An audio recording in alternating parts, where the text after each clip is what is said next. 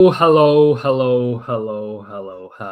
How's it going, people? Welcome to the stream. Welcome. Arsenal have beaten Burnley away 2-0 with, I'm not gonna lie, quite fantastic first half performance. Best first half we have seen from Gyokeres. Well, at Arsenal overall, let's not beat around the bush here. Obviously, got hooked off of halftime, so we're gonna talk about, of course, that performance in general, underperformers, overperformers, the performance, what's coming up, all that good stuff we're going to talk about today. But today it was very emphatic fashion. Another clean sheet, by the way, another clean sheet. 9 clean sheets in a row for Arsenal. And if you can believe the stats, 0 shots on target from Burnley, which is also quite insane, even to think about. 0 shots on target. Like, that defense is what it feels like at the moment is impenetrable. Let's just put it that way. And as long as it holds up, as long as we can stay injury free, and our attack can keep scoring at least 1 goal, to be honest, it's long for anyone. But the thing is, though, we haven't been tested by a big team yet in the attack. Atletico Madrid arguably was the biggest test, and we smashed it 4-0. I'm not gonna lie. And the next big test, even though Sunderland are doing well in the league, for me personally, it's Bayern Munich after international break. We'll see what is what then. But for now, we focus on today. 1 game at a time. Burnley, light work. I'm not going to lie, light work. You could argue the scoreline doesn't do any favors to some extent because it probably should have been about 4-5-0 Arsenal. We just couldn't finish our dinner. And partially that is big on Bukayo Saka because he had 2 great chances to score, or at least one of them square it to Eze to score. But hey, beggars can be choosers, right? Beggars can be choosers to some extent. I don't care. To some extent, I don't care. Obviously, I care the fact that we are not scoring all of our chances. But overall, 3 points on the board, 2 goals, set piece, open play, Gyokeres on the score sheet. Phenomenal performance by Gyokeres in the first half, to be honest, until he got hooked off. And everything, like, you cannot argue about it. Any in that regard. Obviously, second half was nothing great to watch. Yes, we still went forward, but you could see that our focus was just on maintaining the game, keeping at the same level, staying in the same lane with the 2-0 lead and all this stuff, because I'm not gonna lie, we didn't want to waste our energy more than we had to. Let's just put it that way. We didn't want to waste our energy more than we had to. That's what at least felt like. At the moment, we're doing great. We're doing great in the league, in the cup. In Champions League, nothing much to complain about in that way, shape, and form. But obviously, there is still stuff to talk about, the good, the bad, and the ugly, no matter how you look at it. People will say, oh, we just won, you're always moaning. At the same time, you have to think about all that. We still have to think about all that good stuff. But yeah, people, like the stream if you haven't already. Subscribe if you're new. Smash the like button. Leave your thoughts in the live chat. And let's see what we can do this today. Big up Mubarak. Arsenal performance like this. Yeah, it was perfect to a T. Burnley absolutely did nothing. Yes, in the second half, we just went more pragmatic. We tried to kind of secure the situation. We secured the lead, secured the win pretty much. With Gyokeres coming off, you could say that it was pretty much intended that way, even though Arteta is saying that Gyokeres was injured. Apparently, he felt something. Same goes for Zubimendi.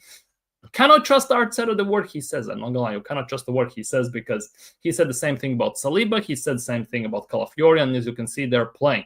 So obviously, maybe tomorrow we get some more news, but for today, let's enjoy the win. Let's enjoy the dub at the end of the day. Let's enjoy it. Yeah, Gyokeres scored. Fantastic. Gabriel again unmarked in that regard, which is kind of insane. If you think about it, like, nobody ever marks Gabriel. That's what it feels like on set pieces.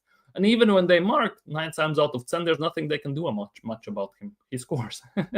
As ironic that may sound. Big up Hyper Protagonist. Hope you're doing well. Big up AJ. Big up AJ. Like and subscribe. Big up. Big up #1 box crasher. Big up. So who is that? Merino? We're going to do this. Our defense is unbreakable. For now, it feels that way. For now, it has indications that it could be like that. We could win the league.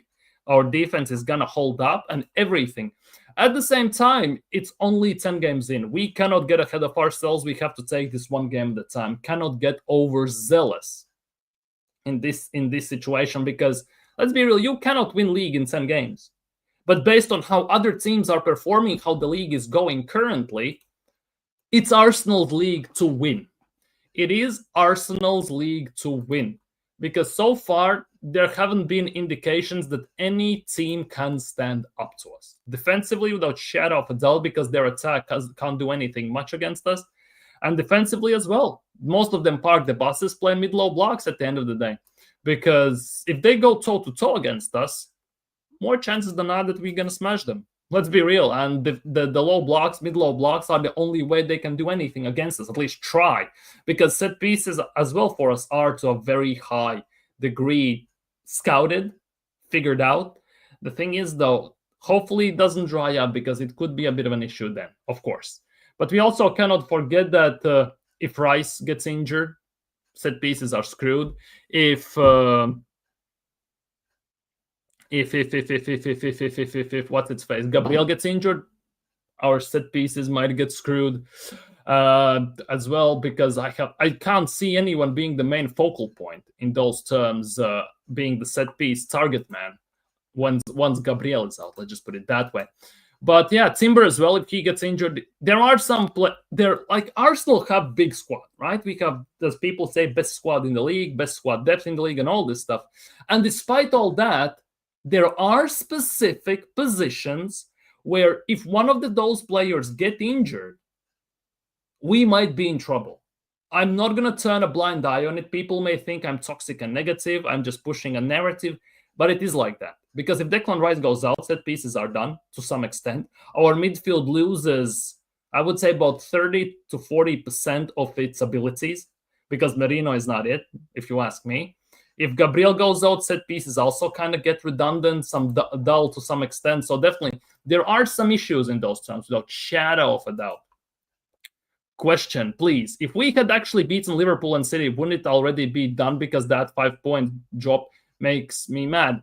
It would be 12. It would be 12 points clear. That is the big thing. We would be 12 points clear if we had beaten Liverpool and Man City, which is the biggest issue, because at the moment, as great it is going, it kind of is that fly on the wedding cake type of situation. Those two results, right? Because if we win both those games, we would look unstoppable, right? Those 5 points could be the all difference we need to win or lose the league at the end of the season. Because again, we still have to play 28 games. We don't know how the season is going to pan out, with games, with injuries, with situations, how other teams are going to prepare against us. So yeah, we should be accumulating as many points as possible. Unfortunately, Liverpool were there for the taking, City were there for the taking, and we just, didn't do it. That is the biggest issue here. So we'll see.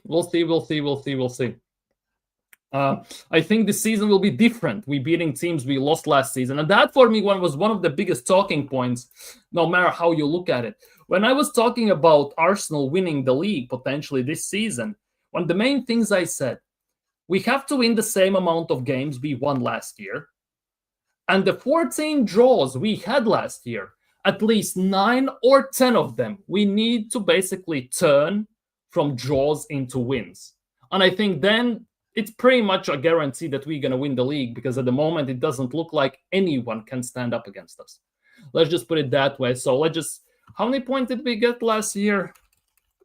I want to see this, because let's just say this. Arsenal, so last season we got 74 points, right? If we had those 14 draws, right, that's 14 points. Right? If we turn at least 9 of those into wins, that adds extra 18 points to the table. And if you add 18 points to our already existing 74 from this perspective, right? That is 92 points. And I think by that, we should be winning the league comfortably, to say the least, at the moment. But hey, we cannot get into that too much and stuff like that, because this is a completely different season, completely different situation. All we can do is improve from last year and look what's ahead of us game by game. My only worry is if Rice and Timber especially get hurt, and then Gabriel, then it's worry settings. Then definitely it is worrying situations, without shadow of a doubt. If one of those not one, maybe if one, maybe we can manage, but if some of them get injured at the same time, it could be an issue, especially if Rice or Timber get injured. I think that will definitely be a massive dent in our hopes for any type of silverware this season, especially if they are all out for extended period of time. Let's just put it that way. Currently watching Liverpool versus Villa. Big fusion is not jazz. I have the game as well. At the moment, it's 0-0. Game at Anfield. See what happens. I'm hoping Emery does us a favor, and he wins the game. But overall, yeah, we have to wait and see. The game has just kicked off. Still early days in that regard. Rice gets a season-ending injury. We are finished. Yeah, I would say there that will be a big issue. If Declan Rice gets injured, we lose. And as much as weird it may sound, about 40 to 50% of our team. Because the thing, what he does on set pieces is fantastic. The way he can whip it across from corner or free kick is phenomenal. And he has that on lockdown to a T. We saw when Trossard was taking last game set pieces instead of him when Rice came off, it was, I don't want to say a nightmare, but compared to Rice, it was awful, right? We will need another set piece marker who basically delivers them. And the running Declan Rice does in the midfield, the ball recoveries, the pressing he does, again, we're going to lose a lot because there is no other player in this team who can do what Declan Rice does for this team, right? So that could be a big issue. That definitely could literally, it would be like pulling a handbrake on our season without shadow of a doubt. Big up PFC always. Big up PFC always. Big up set piece again. Ole. Yeah, clean sheet again. Ole. Gyokeres was looking sharp. Rice was everywhere when Gyokeres went off. We weren't the same. Yeah. But I also, obviously, Gyokeres, Arteta says, got injured. He felt muscular or something, right? We know Arteta is mischievous in that regard. He's very misdirecting and everything. He doesn't say the truth all the time. And that if we take that away, I kind of feel that in second half, we just went pragmatic. We went 2-0 lead. Job is done. Let's try and preserve our energy because we have another game in a few days and just go from there. At the end of the day, that's how it feels like. We are looking now on Tuesday where we have to play Slavia Prague. We need to fly to Czech Republic, right? So I kind of think there is also that preservation mode kicked in because we need players as fresh as possible, as less injuries as possible. And I think that also is going to play a big role for Arsenal this season because, yes, we have the depth. Yes, we have a big squad. At the same time, right, the drop-off in certain positions from our main 11 to the bench players is like the Grand Canyon still. It's still not great. We lose Rice, Gabriel, and Simba. Top four would be at risk. Yeah, we would be a top four team because at the moment, I think without them, we can achieve top four. Maybe, most likely. Not maybe, most likely. I just put it that way, 100%. Big up Enoch. Big up Enoch. Can Arsenal win the Premier League? They can. They definitely can if they keep this up. Will they win? Different discussions. But so far, it has all the indications, all the signs that we actually could do it and will do it. But again, long season. We are number one contenders, definitely at the moment. It's still, like, let's be real, 28 games to go in the league. Still long ways to go. You cannot get too excited. Yes, you can be happy about the win, top of the table, 7 points clear and all this stuff. It looks like nobody can stop us at the moment. But it takes one injury, two injuries, something goes wrong, and we could be in trouble already. Because we have gotten injury, we have basically survived 2 international breaks injury-free. If we survive this November upcoming international break injury-free as well, it could be a very serious indication that Arsenal actually might do something. Because after this international break, we have Spurs at home, Bayern at home in Champions League, Chelsea away, then we have Brentford at home, and then we have Aston Villa away. If in those 5 games we get 5 wins, I will be very hopeful, and I will have very strong arguments to make that Arsenal actually can do it at the end of the day. We need to go step by step. We cannot get overexcited. We cannot get giddy and jiddy and biddy and all this stuff. Say that we're going to win the quadruple. It's already done and all this stuff. We cannot get carried away at this stage already. 10 games in, cannot get carried away. Big up-handed. Straightforward win, nothing too brilliant, but gets the win, exactly. Great first half performance, seal the deal. Second half, see the game out. So Gooner keeps saying, admit you got it wrong about Arteta. My response, that's all, he hasn't won the Premier. Exactly.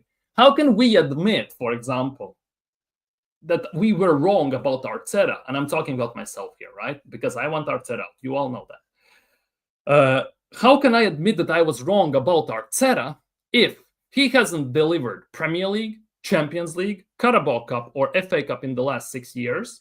He hasn't won anything, and they already want me to admit I was wrong.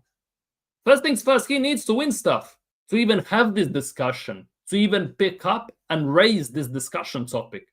Then we can start debate this. But for now, Arteta has done a great job this season. Yes, I don't agree with all the decisions he has made. Yes, I believe that some decisions that have actually made us worse. At the same time, we are winning. We're getting the job done. And that's what matters for now. At least definitely. That's what matters. I think we only picked up 2 points playing Forest, Fulham, Newcastle, and Palace all last season. We've collected 12 points of them this season. Wait, let me check this. Arsenal 24-25 results. Let me check this. Arsenal 24-25 Premier League fixtures and results. So, let's see this. I will actually share this with you because this is a very interesting topic to discuss. Here we are.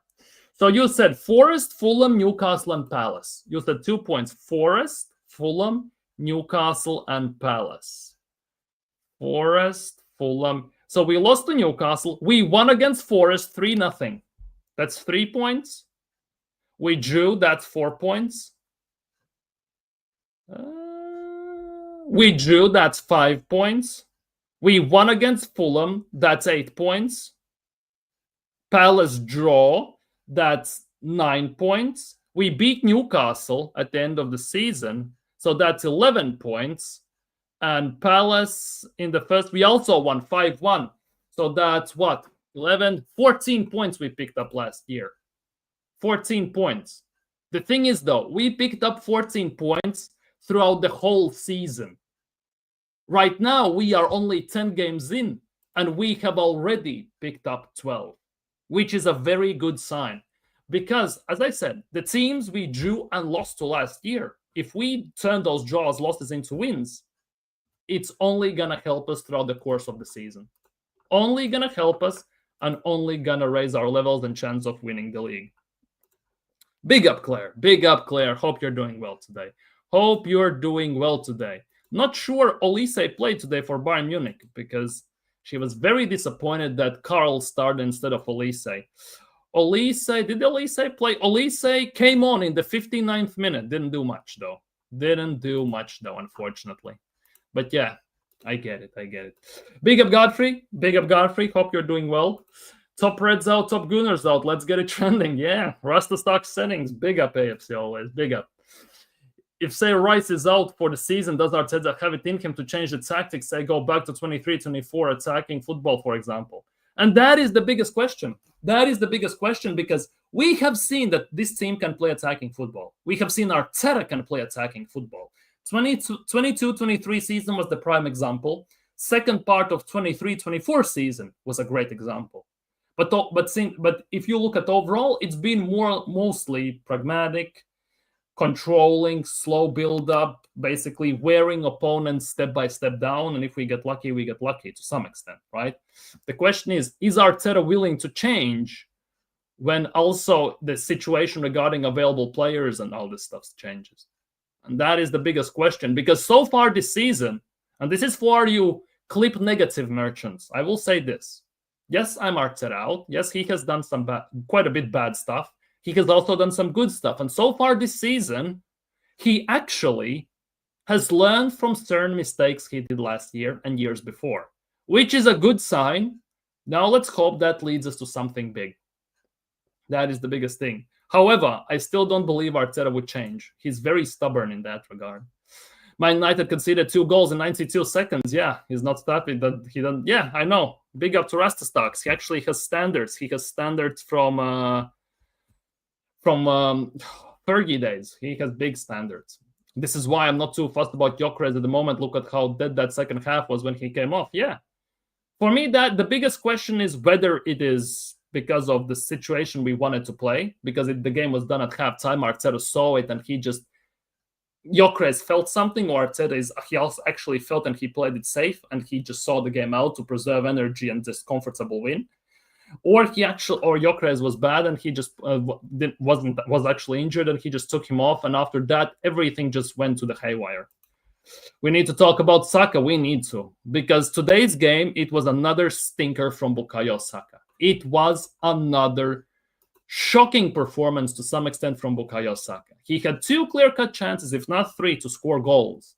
In one of those chances, he had even a possibility to square it into empty net for Eze to finish. And in all of those chances, he took a shot. Goalkeeper made all the saves in all 3 chances. Obviously, hindsight in this regard is a very beautiful thing. Don't kid yourselves, because everyone's smart after the war, as they say. It's always very easy to make decisions, conclusions after you have all the facts. But when you are on the spot in the moment, it's something different, right? We have all been there with decision making in those type of situations. But Saka didn't score because he had a chance to make it 3-4-0 already. And for me, it's not as much about the fact that he didn't score because we still won, because at the moment it wasn't a great decision. It's about the fact that he didn't recognize that he had open teammate pretty much next to him. Because when I watched the replay, I might have missed it, but if you have a chance, go and watch it, right? I think he didn't even lift his head to check his whereabouts in terms of his teammates. He got the ball in his feet, he had his head down, he saw the goalkeeper, and he just shot. I think he didn't even check if anyone was open for maybe a empty net tap-in or something like that. Because it felt like that. And obviously, if he scores, he gets his daily bonus, and well, you know how that goes. Saka wasn't great yet again. He lost his pace, but you will get that from having grade 3 hamstring. Yeah, 100% you will get that.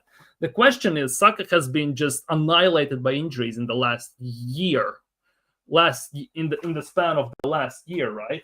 So the question is how he will recover and onto what level he will recover, because it's sometimes the way he doesn't track back, he tends to pull out from challenges. It sometimes feels like he has that psychological effect at the back of his head that it could go very bad. And it also gives that feeling that his hamstring to some extent is hanging by a thread. That wrong move, and it could be sayonara. Let's just put it that way, definitely. Now, all good. No worries. Agreed, AFC. It's a pity this manager ruined him. How long we've been calling for backups? Oh, for the longest time, and for multiple positions as well, not just one.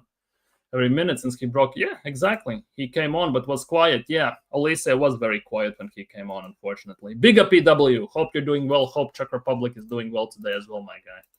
My 5-0 wasn't looking like a mad prediction if Saka buried those chances. Yeah, if Saka squared them, buried them, it would be 4-0. If not 5-0, definitely. It didn't look like such a tall order in the first place. But it's 2-0. I said 2-0 yesterday. I was torn between 1-0 and 2-0. So in the end, I went with 2-0, and well, I was right. Happy days. Woohoo! Saka is always frustrating to watch. People always get onto Martinelli, but Saka can be just as bad. Yeah, exactly. Hence why, as well, on this channel and on social media in general, on TikTok, on YouTube Shorts, even on Twitter, I get quite a bit of stick when I say that Saka, for example, had shit performance. Even when he gets a goal, right, I still say Saka played bad. But look, he scored a goal. But yeah, goals win you games. I get it. He got the goal and all this stuff. It's happy-chappy. But sometimes it's not just about the goals. It's about performance, how he played, what he did, what he didn't do.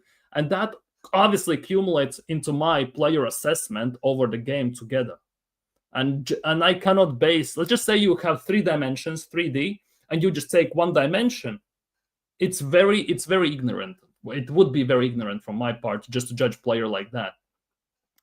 Saka can be so selfish at times. He wants to be the main man at Arsenal over Gyokeres. Oh, he's been basically by media pushed like he's the star boy. He's the face of the Arsenal, pretty much. Let's be real. The new deal he most likely is gonna get also is gonna make him the highest paid player in the squad. But if you are the highest paid player, you could technically count as the best player in the team sometimes, right? At the same time, if you are the highest paid player, you are so-called best player. The best players also realize sometimes when it's the right time to pass it off and when it's the right time to do it yourself. And with the rash decisions Saka sometimes makes, of the selfish kind, what I mean, I think he's not there yet. And for people who are screaming for him to be the captain, no chance in hell he should be the captain. In my opinion, he doesn't possess those qualities to be the captain. Let's just put it that way. Big up Claire for the super sticker. Big up. Much appreciate that. Much appreciate that to the maximum extent. God not tell thank you enough. Big up to you. Big up Shane. We have royalty in the house. Shane Gooner is here. Big up to you. Gyokeres best game in Arsenal shirt. Oh, without shadow of doubt. That's not saying much, but still, yeah. It's not saying much because technically it's only Burnley. At the same time, you can beat only what's in front of you. Gyokeres was everywhere. Perfect passing, perfect chance, perfect. He did everything right today. That is the nuts part, which also was the shocking part in everything. When the second half kicked off, we all saw that he is hooked off for Merino. That's the biggest thing. That's the biggest thing. Everyone was in shock. Nobody knew what's going on. People were speculating that he got the elbow to the face, and that's why he basically got subbed off. Maybe something with his nose. But when the camera turned to him, he was all fine. And then Arteta, after the game, says that it was a precautionary measure because he said he felt something, a muscular issue in the leg. Now, we all know we are not trusting Arteta further than we can throw him, right? I hope it's wrong. I hope he's just doing his dark arts tactics or whatever it's called these days, right? But if he actually is injured, it's not looking great because we have no striker. We then have no striker. And it's such a shame that we have. It looked like Gyokeres. I don't know whether it's just one-off game, right? Because we need more samples of that. Because based on the previous games, it feels like a one-off game where he was fantastic. But he had the best 45 minutes you can imagine. Goal, he also created chances. That diagonal pass he did to Trossard for the second goal, just fantastic. To some extent, he also shut me up in that regard, regarding the fact that I said that Gyokeres has no passing. He actually has. He has a good pass in him if he has the abilities. Let's just put it that way. But I hope he's fine. And we see the best of him as well. The same level and higher we saw today against Sunderland, against Slavia Prague and everything, because yeah, it's a small sample size, but he did it. And we need this type of performance from Gyokeres daily. Well, not daily, weekly, to say the least, from that point of view. But yeah. Big up. Saka has been ruined by Mikel Bundy, 100%. He'll never be as devastating again. He lost that burst of pace when his hamstring snapped. Yeah. And that is the sad part. He was the main guy in the team, even before before even the narrative got pushed that he was the main guy in the team. He plays every single game pretty much unless something major has happened. And it's been like that for 5 years now? He has carried this team on his shoulders to some extent, single-handedly, to where we are right now, with no help. And at some point, the penny had to drop. His body had to give up, because it's just so much you can take until it just says, "Well, I'm just done with this." Let's just put it that way. And it was like that, and it finally happened. Unfortunately, also got rushed back, another injury, and he has lost a step. And at the moment, it's very hard to say how he's going to look, because he doesn't track back as much anymore, which either Mikel has told him that, or he doesn't feel like he can anymore. because the more he tracks back, the more pressure he has on his legs and everything, the more chance he's going to get another injury. And with just coming back, it is a big worry. By the way, Shane, if you have a second, you can also jump on. I can send you a link on Instagram. Bigger. Thank you. Yeah, and people, go subscribe to Shane Gooner if you haven't already. Big result, though. Yeah, massive result, no matter how you look at it. Beat Sunderland and it's on. Yeah, we beat Sunderland next weekend. It's fantastic. It definitely is fantastic. We are in a very strong position. And also, no matter how you look at it, we're going to go into international break being top of the table, which is also some great, fantastic news for Arsenal. After the international break, I think the first 5 games will I'm not going to say it's going to decide how our season going to go, but I think it's going to give us very strong feeling and maybe a glance into the future how it could go. Because Spurs at home, Bayern at home, Chelsea away, obviously Brentford at home, and Aston Villa away. I think it's going to give us a very great and big look on how our season could go. And if we come back from this November international break without any injuries, it's going to raise us to a next level. Because so far we haven't gotten any from international breaks, which is obviously fantastic. And whether you like, for example, Havertz or Odegaard or Madueke, it doesn't matter at the end of the day. If they come back as well, it just increases our chances on certain aspects. But today as well, we saw why in the number 10 spot, we should have Eze, not Odegaard, ironically enough. But the sad part is we all know that as soon as Odegaard is fit, Eze is not seeing that number 10 spot, is he? Big up Stockholm Gooner. Big up. How is Sweden doing today? Big up Stockholm Gooner. Best Gyokeres performance in Arsenal shirt today. Yes, without shadow of a doubt. Good on him for getting his goal. Yeah. Again, Gabriel with a great pass. Gabriel is the focal point of that set-piece routines at the end of the day, most of the time. And that is the next worry we talked about a few minutes ago regarding Rice getting injured and Gabriel getting injured. Because if we lose either one of those, we actually don't have, to some extent, an adequate replacement for these situations. We don't have a set-piece taker with such ability like Rice, and we don't have such an enforcing center back for set pieces on the receiving end as well, which is gonna be, and I don't want it to happen, but it's gonna be very interesting if something goes wrong, how Arteta will manage that, because that's why he gets those 15.6 million. That if one of your leaders, main guys, get injured, who plays an essentially pivotal role to the team, how he's gonna replace them and fix that hole to an extent where you pretty much don't feel like you have lost a step into the team. Because last year Gabriel got injured, Kivior played. Yes, it wasn't phenomenal, but there were instances where it felt like we don't miss Gabriel, right? When Tomiyasu, when he wasn't injured, when he was on top of his game, right? Also, Ben White was out. It also felt like Ben White has never been out. And Mosquera as well, when Saliba was out, when he played, it also felt like we don't miss Saliba as much in certain instances. If we have these abilities and we can actually make it to the maximum extent work for us, more power to us, more power to Mikel Arteta, and more chances for us to do something this season. I was going to do your timestamps, but nothing much happened in your watch-along. Mine? I don't do watch-alongs. Personally, if you mean me, or you mean Shane for doing the Arsenal and then doing the Como Napoli, Como Napoli watch along.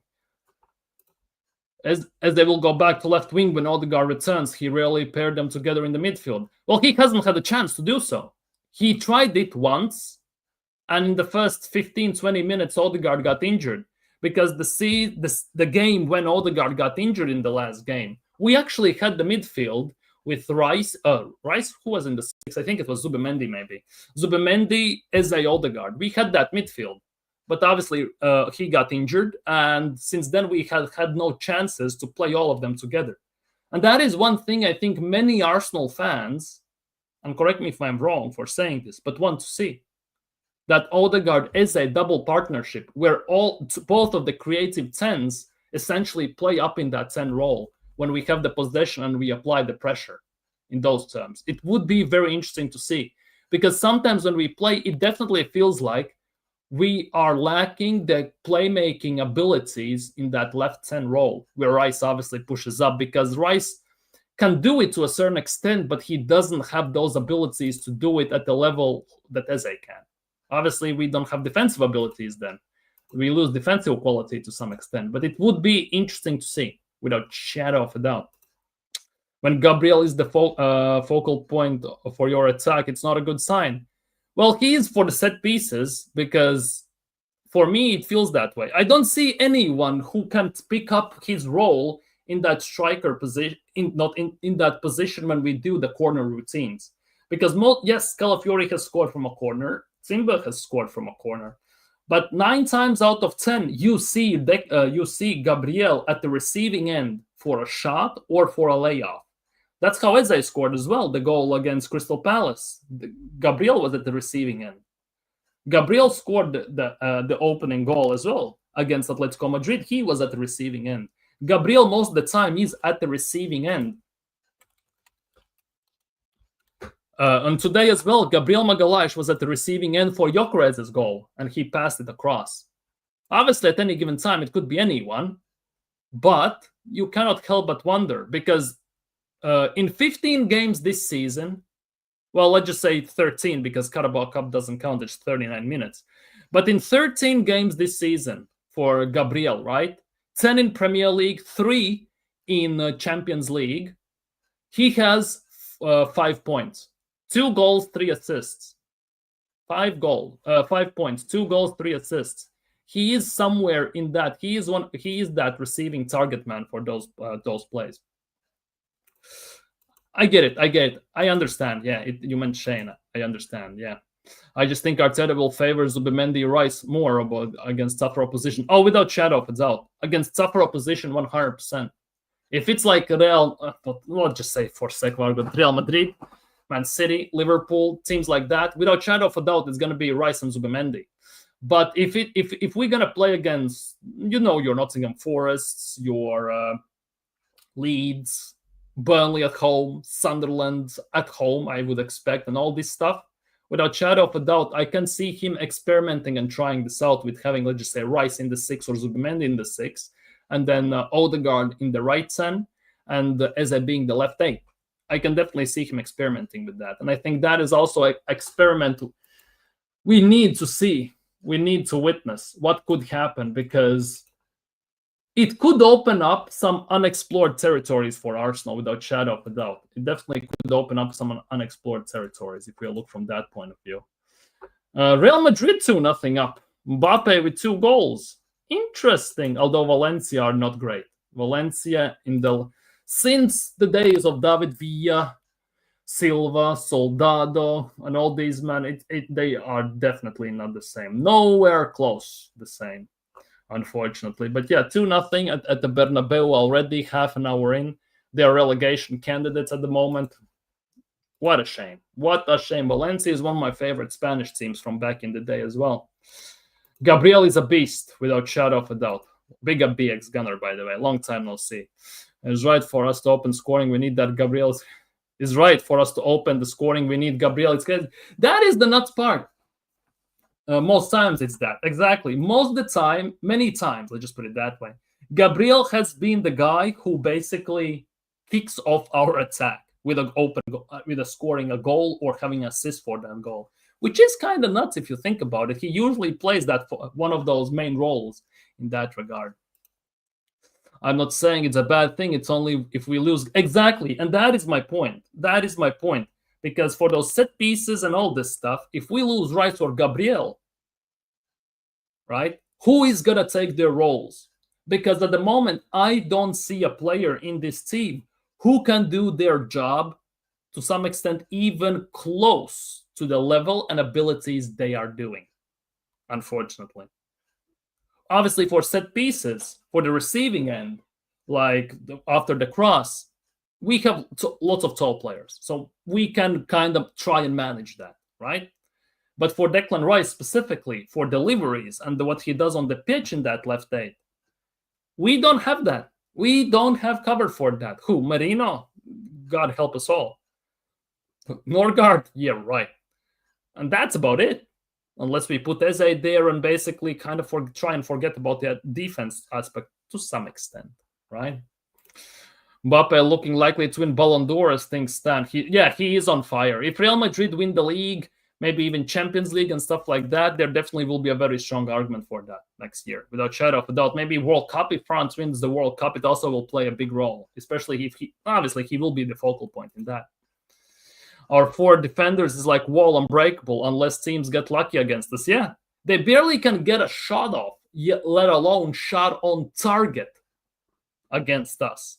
And if these 4 can hold up, especially with Rice and Zubimendi in front of them, to some extent, world is our oyster. Let's be real. If the attack does its job, our defense are going to do theirs. And if we look from that, it's obviously fantastic. We are 9 clean sheets in a row at the moment. 9. How insane is that? How insane is that? And there is a possibility that we will keep a clean sheet against Slavia Prague. There is a possibility, because I'm not going to jump to conclusions. I haven't seen the 11 or what will be what. And from the other point of view as well, against Sunderland, it's definitely going to be tougher to keep a clean sheet, without shadow of a doubt. Looking the form that Sunderland is in, how they're playing and how they're looking, it will be a tough one. And the backups for defense, at least, for defense specifically, also look well. Hincapié, Mosquera, Ben White, yeah, I think that might be done as well with the injury situation and everything. With Skelly, he needs more game time. He needs more game practice, because you saw also that you can see he's out of form just because he doesn't get to play at all, pretty much at all. And Calafiori is the main guy. Roya will win Golden Glove again. It looks that way. It looks that way because at the moment, Premier League, David Raya has 10 clean sheets. Am I saying this correctly? No, 7 clean sheets. 10 games, 7 clean sheets for David Raya at the moment. 7 clean sheets. 7, Although the nearest goalkeepers are not that far off. Nick Pope still has to play a game tomorrow, right? But he's on 5. Robert Sanchez, ironically enough, for Chelsea is on 5. Other goalkeepers I'm kind of not worried about, like Robin Roofs, Petrovic, Vicario, Henderson. Donnarumma is only on 6 games played as well. But yeah, at the moment, Raya is a massive favorite for that. 70% clean sheet ratio, for now at least. Raya could be winning. Hincapié was subbed on before Skelly. He's definitely taking that left-back spot soon. Maybe. Who did Hincapié came on for? Oh, yeah, he came on for Calafiori, because didn't Skelly come on for Trossard? Didn't Skelly come on for Leandro Trossard this game? Or am I tripping? Wait, let me check this. I need to fact check this, because I might be a bit talking about through my ass here. Merino, okay, Vanieri. Hincapié came on for Calafiori, and Skelly came on for Trossard. Yeah. It could be the case. So, where does that leave Skelly? Is Arteta actually gonna listen to maybe fans to some extent and put Skelly in the 8? Is he actually gonna put him in the midfield? Because we definitely are missing this technical ability-wise, ball-carrying, very high level number 8. I'm not saying Skelly is that at the moment, right? But he definitely has those abilities to grow and develop to a very high level. And Skelly is also left-footed. And we all know that Mikel Arteta wants a left-footed 8 on the left. In perfect scenario, because we saw that there was no reason to play Havertz there unless there was in that left 8 role, because that was an experiment gone wrong. Maybe there's something to it. Maybe there is something to it from that point of view. Who knows? But yeah, people, let's have a quick gander over this, because we need to look at this. Mickey Ross waffle settings. Let's see what he has said after the game. We need to talk about this. We definitely need to talk about this. From that point of view, we need to take a quick gander. We have to. I'm sorry, people, but we have to. On his thoughts on performance and the result. Very happy. It's really tough place to come. They've lost once here in 18 months against Liverpool with that last kick of the game from a penalty. I think we started the game exceptionally well. I think the first half was one of the best that we've played. Scored 2 goals, generated another 2 or 3 big chances, and conceded nothing. That was a platform because in the second half we dropped the standards, especially with the ball and with our intentions to take more risks and play forwards. But again, defensively, we were exceptional until the point of the free kick. We were a bit lucky that it hit the post and we kept a clean sheet. True. On Victor Gyokeres going off at halftime, I think it was one of the best games that he's played. It's not one of it was the best. I think overall his performance was exceptional. He was part of the first goal. Oh, my head is itching. We had to take him off because he was feeling a little issue with the muscular situation, so we have to wait and see. Go figure if it's true or not, whether Arteta is again using dark arts or he's talking some truth here. Go figure, because you can never trust what Mikel says to some extent. The reason Zubimendi came off as well, Zubimendi asked to be subbed, so we have to wait and see. Yeah, like Zubimendi's sub was a bit strange because Zubimendi cannot play during the week. Zubimendi for Arsenal is not available in the game against Slavia Prague because too many yellows. So that is an interesting one why he came off so early, let's say. Liverpool are about to score. Liverpool 1-0 Aston Villa. Yeah, not great. Liverpool are scoring against Aston Villa 1-0. Definitely not a great scenario for us.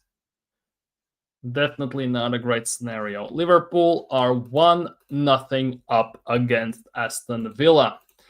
Pretty much on the stroke of halftime, they score as well. Ekitike scores from Szoboszlai's assist. Not great, people. Liverpool 1-0 up. On creating good amount of chance from open play, midweek we did exactly the same. At the end against the teams that we want to defend in that low block, it's more difficult. And Burnley, credit to them because they're very, very well organized and big teams have struggled big time. Yeah, they have. On the challenge at playing at turf more, well, okay. On Gyokeres' play, now this is something more important. Everything, his high press, his position, his touches, his threading behind, the way he linked play, the way he got us from the situation to transition moments, I think he was in a really good moment. Wow. It's a shame that he felt something. Well, he keeps doubling down on that, which is not a great sign. On conceding just 1 shot on target in 4 games, which is actually very not stat. Is it just 1 shot on target in 4 games? Let me check this. Because you need to fact check these, because you definitely cannot trust anyone in this regard. You cannot trust these questions and the media because they never call this shit out. Yeah, 1-0 to Liverpool. Big up, BBK. Big up, my bro. 1-0 to the Liverpool. Ekitike. No, it's not. It's offside. It's offside. People, it is offside. It is offside. Not 1-0 to Liverpool. I'm sorry. It's offside. The hope is alive. The hope is alive, people. Just 1 shot on target. Well, Brighton had 6, so I assume they mean Premier League. I think they meant Premier League, didn't they?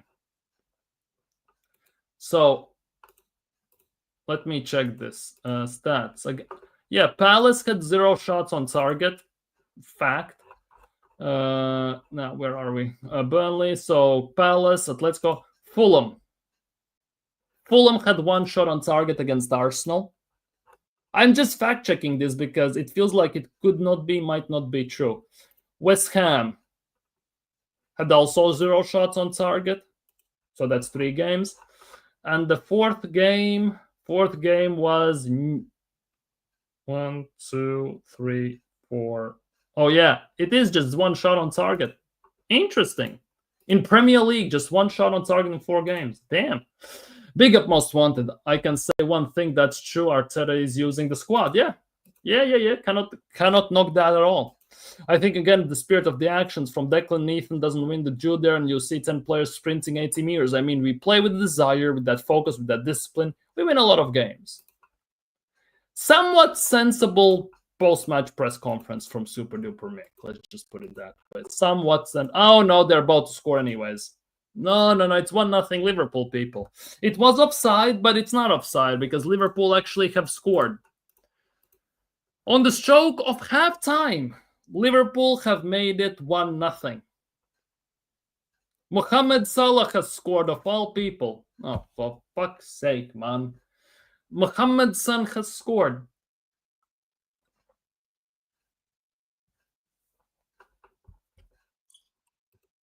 Mohamed Salah, 1-0. Real Madrid are 3-0 up against Valencia. Jude Bellingham scored. And Vinicius missed a penalty. Holy crap. Holy crap. 1-0 Liverpool. Big up, Caps. No worry. Big up to you. Hope you're doing well today. It was a mistake at the back. Gifted Salah. Yeah, but if football was perfect, nobody would score. Mistakes happen, sadly. And yeah, hopefully Emery's team can do something in the second half. Although they haven't done much the whole game. They haven't done too much throughout the whole game. Hopefully, Emery's team wakes up for the second half. Yeah, we are happy. We are over the moon. We are not happy with the fact that Gyokeres might be injured and Zubimendi is under question mark as well. But overall, we are happy. We are very happy. The center-back slipped. Yes, unfortunately, he slipped. Why? Wait, let me check the goal again. Okay, ball and yeah, he slipped, and to some extent that pass from Martinez also didn't look great. I'm not gonna lie. It looked a bit off balance. Will are looking awful. I'm not gonna lie, they are. What is Martinez doing? Yeah, it was a crazy, defender slipped first of all, but the pass from Martinez also wasn't ideal. At least from the angle I have seen it. I haven't seen multiple angles. I've seen just one. It looked a bit misplaced. Let's just put it that way. Yeah, it looked a bit misplaced because the defender was running backwards and Martinez passed it opposite direction. So he had to switch directions very quickly and he slipped. So I think it's on both of them.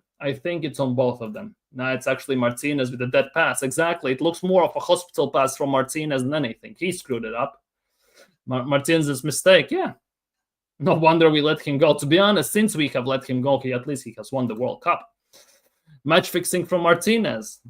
Maybe he's doing everything to get away from Villa because apparently he was very, very disappointed with the fact that Aston Villa didn't sell him last summer. He was very disappointed with that. Maybe he's showing his frustrations like that.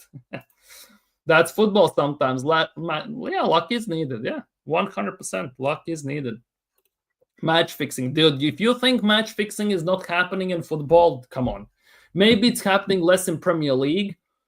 Maybe it's happening even quite a bit in Premier League. Just it's very well covered. Let's just put it that way. Because if I look across the world, at least, well, I'm not going to talk about Turkey because that is a nuts one. I can speak from my country's experience. There has been some nuts games being match fixed as well. There have been endless lawsuits. Some football clubs have been banned and put into administration because of that and everything. Players have been banned for years. Sporting directors have been banned for years. It happens everywhere. Match fixing is happening everywhere. It's just the question is to what extent it is happening and how well covered it is by the people who are involved. Maybe some hierarchy as well, not just in football, but maybe some government type people as well, because you cannot trust your government as far as you can throw them and everything. Yeah. Like relatives, maybe friend of a relative, maybe he has a deal, he just puts in the bid for them and everything. It definitely, there is something. That was too, it looked very calm, very calm. I'm not worried about Liverpool catching up to us. I'm more worried about us have bad performances. Liverpool will still be 7 points behind us if they win. We just need to do our job. Exactly. At this stage, we just need to do our job. Take it one game at a time and win one game at a time. And with some luck, the next weekend, Liverpool are playing against Man City. People. And there might be something to that game, some extra riding on. Let's just put it that way. Yeah, NBA is prime example because especially in recently with Terry Rozier and Chauncey Billups, like that is the nuts one. That is a very nuts one that it's so openly in public.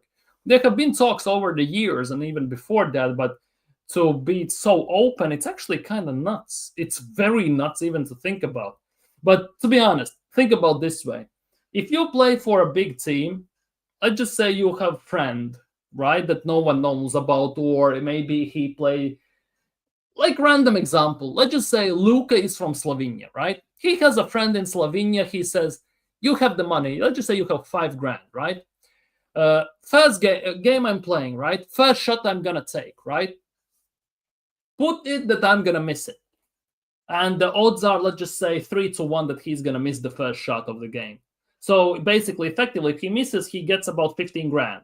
You just put the 5 grand on that he's going to miss. Luka knows that. He takes on purpose. He misses the shot.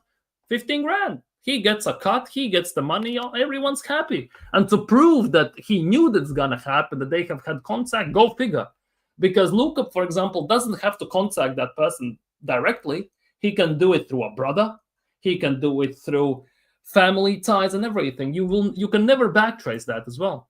Speaking of NBA, Ja let me down today. Well, putting Morant, like, come on, man. Two of the flop gods, Ja Morant and what's its face, Shai Gilgeous-Alexander, two of the flop gods. Man City have to draw with Liverpool. I don't see Bournemouth getting results. Yeah, that's the thing. I'm not as much worried about these Bournemouth, Spurs, Chelseas, and everything. I'm just, as long as we do our job, I'm happy. Obviously, it would be ideal that some results fall our way, but we cannot depend on that. Only thing that we can depend upon is only ourselves. And as long as we get the job done, there should be no issues. Simple as that, to be honest. Simple as that. There is nobody to blame but us then at the end of the day if that happens. No, it's happening all the time, unfortunately. You cannot escape it and you cannot beat it, unfortunately. So it is what it is from that point of view. But yeah, match fixing. By the way, speaking of which,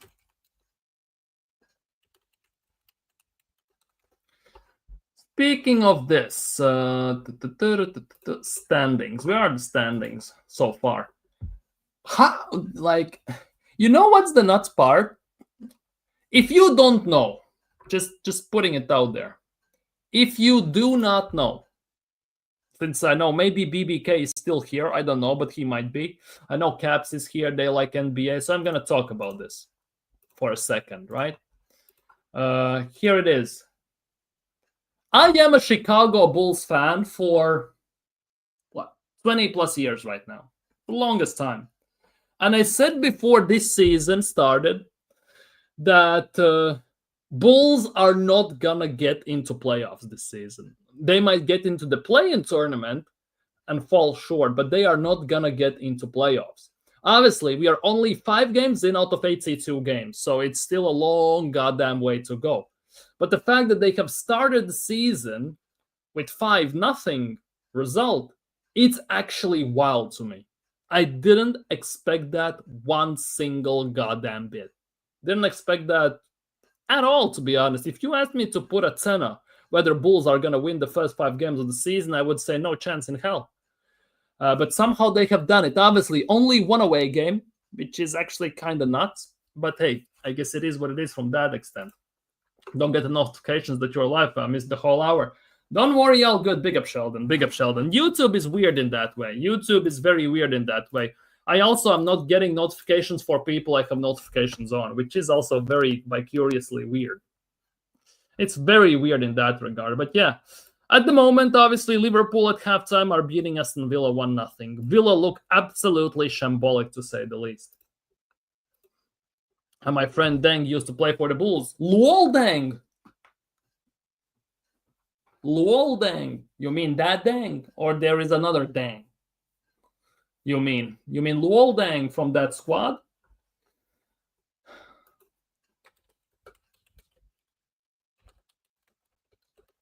From that squad, Luol Deng and everything? Because That squad was actually kind of nuts. If you think about it, that squad. You know those days with Luol Deng, D. Rose, Tabo Cephalosha, and all these, man. Those were the days. Yeah, damn, insane. Insane. Insane, to be honest. I'm kind of speechless. Big up to you. Big up to you. You know Luol Deng, Big up to you, my guy. Big up to you. But yeah, people, Arsenal have beaten Burnley 2-0. Safe, sound, comfortable. Let's be real. What else? Gyokeres had a phenomenal first half. Unfortunately, he might be injured. Go figure if it's true or not. I used to play basketball with him in Brixton. Damn.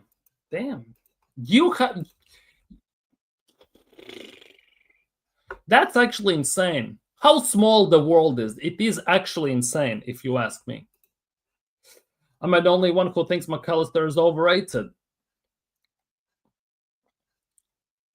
He is tiny bit overrated, but I also will say that for me personally, he is top 2 midfielder in Liverpool's squad. Top 2? Yeah, top 2, together with Gravenberch. Those are the 2 best midfielders in Liverpool's team. Is he overrated? To some extent, yes, he is. It might be the World Cup Argentina hype and all this stuff, but he is a bit underrated. He's not very overrated, but he definitely is overrated. Sorry, I didn't mean underrated. I meant overrated before. I hope you grasp that. Yeah, he is very good. For me, he's Liverpool's top 2 of the Liverpool's midfielders, and he's having very rough time. Obviously, the whole team is struggling. Nobody is where they should be. But yeah, I would say he's a tiny bit overrated, but overall, he is still one of the best midfielders for them. I'll just put it that way.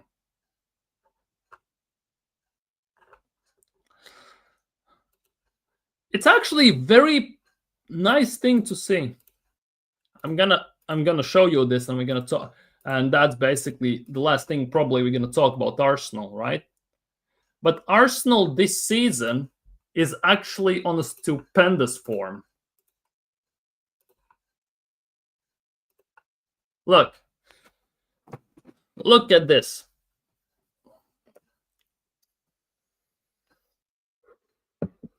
1-0 against United, 5-0 against Leeds, lost to Liverpool, 1 against Forest, beat Athletic, drew against City, then beat Port Vale, Newcastle, Olympiacos, West Ham, Fulham, Atleti, Crystal Palace, Brighton, and Burnley.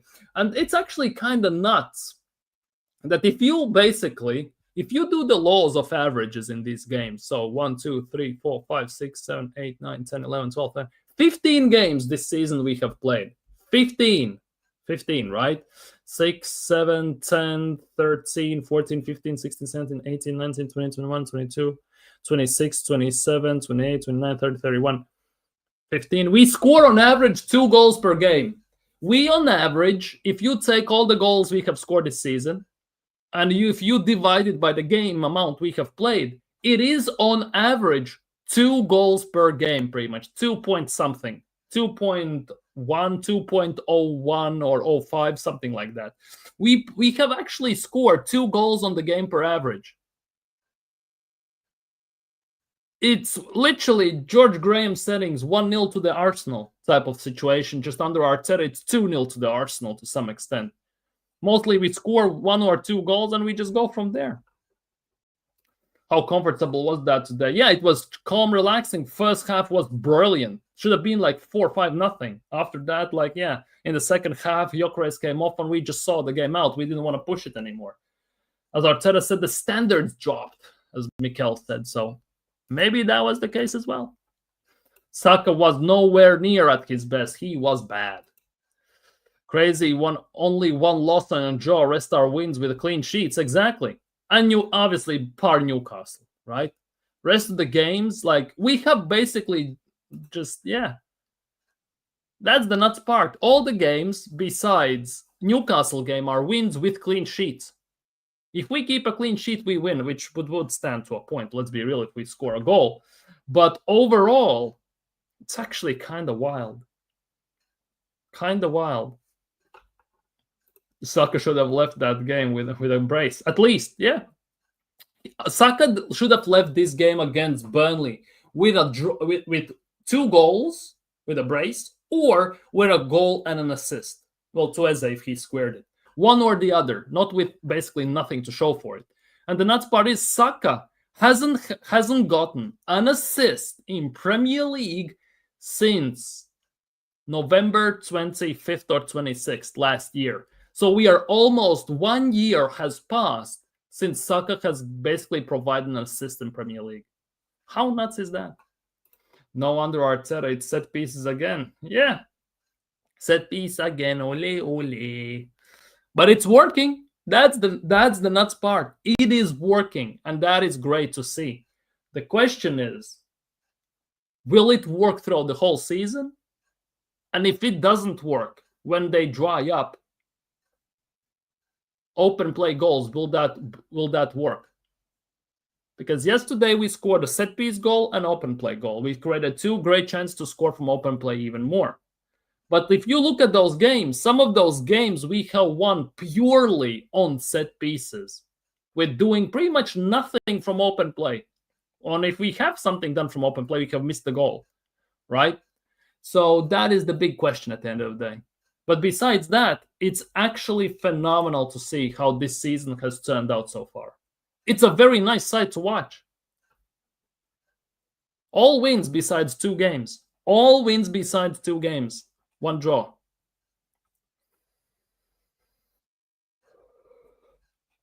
And the nuts part is, I still believe that we should have won the Liverpool game and we should have won the Man City game. Well, based on how we played, it didn't look like that. But both of those teams also were there for the taking. You could put a very strong argument that we should be 15 games, 15 wins this season, if we were a bit more brave, especially against Liverpool. That is the nuts part. We should be positive about Saka's form. We're winning, and he isn't lit. Yeah, that is. If you look from that perspective, that is fantastic. Saka is providing, I don't want to say nothing, but he definitely is quite heavily underperforming, and we still are getting results. And if Saka also starts to bag, he finds his form and everything, and if we add this even to the mix, what we are doing without Saka scoring, should be also fantastic. We still have scored from open play. That was a counter-attack. Yeah, exactly. We scored today from open play, and we scored today from set piece. I mean, overall, that's the biggest thing. We have won certain games just solely based on set pieces. When I get from open play, we didn't create almost nothing, if also maybe nothing to some extent. That is the biggest worry at the end of the day. But so far, it's great. Set pieces are carrying us. Yes, they are. But we are also scoring from open play. If we find our open play goals as well, it's very hard to stop us. Because if we can combine set pieces with open play with our defense, it's pretty much unstoppable to some extent. We still haven't scored now as counter-attack. But counter-attack is open play. It's still from open play. But if you mean like actual playthrough from open play like we scored against Brighton, right, during the week, if you look at it from that point of view, yeah, I get it. We have scored 6-7 goals this season from open play. And the rest of them have been set pieces in Premier League, at least. So, yeah, still a very small amount, but still, yeah. For me, that's the biggest question. How a counter-attack in open play situation is not an open play goal. That, for me, is the big thing. I've been saying it for a while now. Get upset when I say Saka had been useless for a while. It's not Arteta's fault. Saka's ego is pathetic. Just look at today. He takes on shots without result. And that is the thing. For me, Saka is quite selfish in that regard. Yes, he most likely has clauses in his contract that if he scores, assists, he gets a bonus. Hence why he sometimes shoots and everything and turns a blind eye to an open teammate, right? Most likely for the goals, but not for assists, right? Because if he also was for assists, he most likely would have squared it to Eze. But the fact that he just turns a blind eye, yeah, in those terms. Yeah, for me as well. That counter-attacking goal we scored is an open play goal because the ball was in the play. It wasn't like a dead ball situation. Saka has been overworked. He's been overworked or exhausted. He hasn't fully recovered from injuries as well. It feels like that because he doesn't track back as much. He pulls out from certain tackles and everything at times. In those terms. It wasn't a corner. It was a throw-in from Burnley. It wasn't a corner. It wasn't a throw-in from Kyle Walker. It was a throw-in. But yeah, Saka has been overplayed and overdone. But at the same time, injuries, rushed back, not fully recovered maybe. So maybe mental aspects as well are playing some role. The psychological aspect after coming back from such hard injuries. Maybe he's worried about the fact that if one wrong tackle goes into him, well, he's out. He's again out.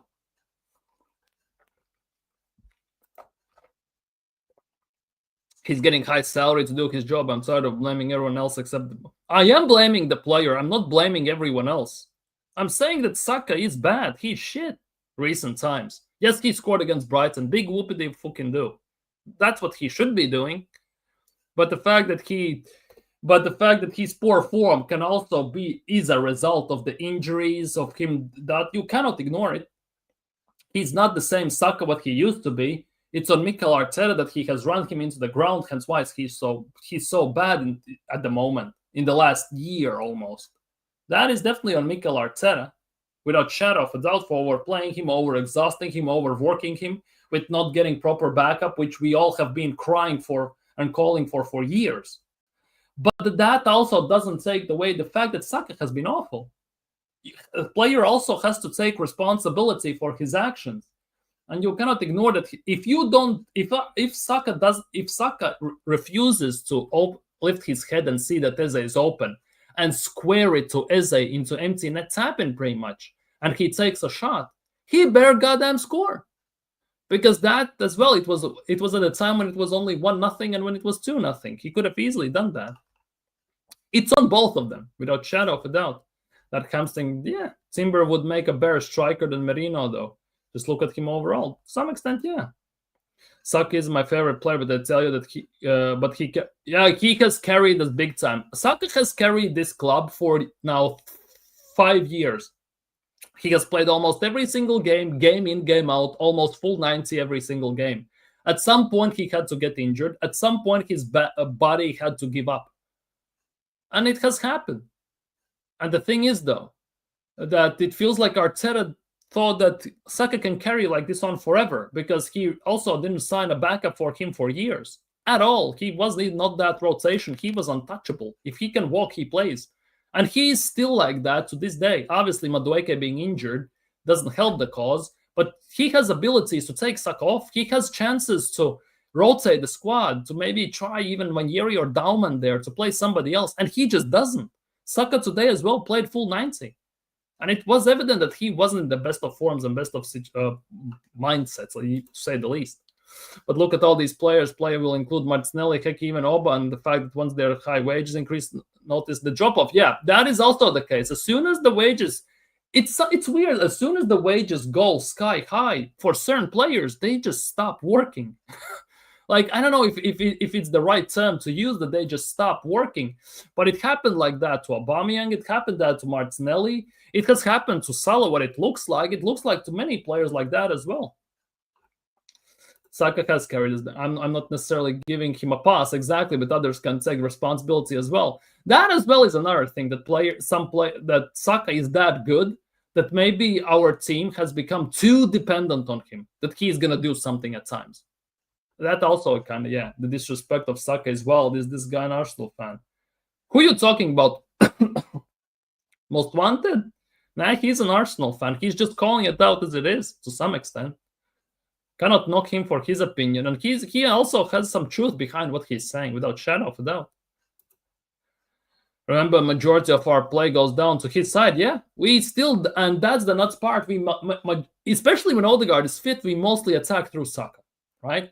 And even when Saka was out and Madueke was playing on the right, we still persisted about 48 or 52% of the time attack through that right side. So basically, the style we play to some extent is designed in a way that we attack through that right side, no matter who plays there, insanely enough. So yeah, it's also on in that point of view, it's also not just on player but on manager as well, that he has designed it in a way that the player gets overworked and overbeared with everything. In that point of view as well. Shit, something dropped. What fell off? Özil as well. Yeah, Özil as well. Let's be honest here. Do we think Saka will want to be on the bench and Madueke play in his place? If it's done, Saka will be upset, and if not done, we gonna blame the manager. It's a lose-lose type of situation, and let's be real, no player is bigger than the club. As much as some people may think so, it's not the case. No player should be bigger than the club at the end of the day. And also, that's the biggest thing. Saka is gonna get the biggest contract in Arsenal, right? Very soon. At least that's what people are saying at the moment, right? And does he deserve it? To some extent, yes. But with the injuries he has had right now, and with the worry that he could get even more injuries, again, we will be in the same situation as we have been before, where player is on stupendously high wages, and he's not playing. There is a big possibility of that to happen, although that's a possibility all the time. We can carry one player or two against the weaker teams. Yeah, exactly. I think with the increase of wages, our expectations increase too, but in fact, not much changes with the player output. The team did change a lot, though. Yeah. For me, the biggest thing is as well, one of the big things about all of this is the fact that the wage increases you are getting should be based on your achievements. What you have done for the club and what has club done. And so far, yes, you cannot deny that Saka has done a phenomenal job at Arsenal, carrying it pretty much single-handedly to a certain extent at times. But what has club achieved from everything, all of these years and stuff like that? Well, it hasn't won anything. You should be rewarded for achieving stuff. And the club hasn't achieved, well, pretty much at all. And that is the nuts part. Because if I was at my work getting raised just because I typed in few numbers correctly, and maybe I do it better than some people, to some extent, yes, I should be getting that because I do some job better than them. But if over in the overall picture, the company is not basically working with profits, right? I should not be getting as big of an increase in salary as some people. Because it's not just it's a result-based business at the end of the day. And personal achievements are great, but to some extent they mean not as much if the club doesn't achieve anything. Because when Madueke is back, you want Arteta to play him on the right wing, same games, and give Saka rest, not because Saka is injured or make him shit the Benjamin. Because when Madueke is back, you want Arteta to play him on the right wing some games and give Saka rest. Exactly. Not because Saka is injured, make him shine the bench a bit. For me, it should be rotation. Saka should be in a case where Saka holds the bench. In a team, you should not have this type of situation where player stands above everything. Players should be rotated. Players should be rested. We cannot go again into the situation where everyone plays every single game. Especially with this form going on. Saka from my area that went extra hard on. I want Arteta to make Saka beyond. Yeah, exactly. I want that as well. I want the rotation. I want the changes. I want players also know that they are not safe. If they drop a stinker, hold bench. At least for a game. Obviously, if you play a big team, I expect Saka to start. That goes without saying because he is the best player in that position for the club. But if you play a team like Preston last year or something like that, and Saka still comes on, he plays full 90 for God's sakes, what the hell are you doing? You should be able to beat Preston without Bukayo Saka. You should be able to do that. But that would be also a perfect game to give Saka the rest. Yeah, rotation is key. It's a long season. Exactly. When you play 60-odd games a season for the club alone, not including the country games to some extent. Come on. No cap, ask Waffle. Saka it feels that way, 100%. But yeah, people, I think on that note, wait, I'm gonna end the stream soon. I need to end it as well. When the contract was being negotiated, but we would clamor for him that we asked for. We wouldn't even care about what we achieve because he's important. Yeah, but that also shouldn't be the case. We don't need to start suck every game as well, even if Madueke is injured. Ethan, exactly. We should not be so reliant and so just do it just because we can. We should be rotating, though, shadow of doubt. It is on Arteta. Exactly. It is on Arteta to rotate, to give certain players a rest, especially if they are playing massive key roles in the team. But with Arteta, it doesn't feel like he wants to. And that is a big worry because at some point, it could cost us big time. And it has already before, and it could happen again. But yeah, people, I think on that note, I'm going to end today's stream. We've talked enough. We have discussed enough. Great discussions as well. Tomorrow, I'm going to be back. Tomorrow, we can continue these discussions if you want to. Just leave on comments or on post or whatever, or message me on Instagram or Twitter the topics you want to discuss. We can definitely look into that, especially with the international break approaching, without shadow of a doubt. But yeah, for today, I'm going to be signing off. Like the stream, subscribe if you're new. Have a great evening. Enjoy football, and hopefully can see you all tomorrow. Peace.